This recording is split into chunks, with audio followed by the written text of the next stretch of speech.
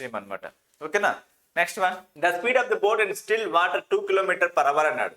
Okay, మనం ఎలా రాసుకో చెప్పాం కదా, ఇది మన కాన్సెప్ట్. స్టిల్ వాటర్ అంటే మనం ఎక్కడ రాసుకోవాలి, ఈ ఏరియాలో రాసుకోవాలి. ఎంత ఉన్నాడు స్పీడ్, 2 km/h అన్నాడు. 2 km/h అన్నాడు.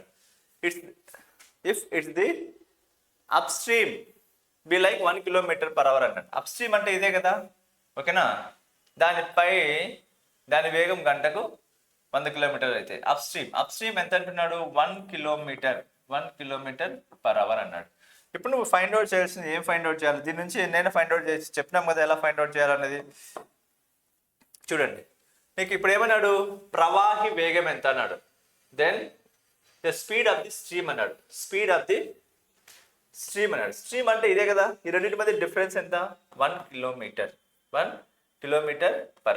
కాబట్టి ఏ ఆప్షన్లో ఉంది, సి ఆప్షన్లో ఉంది.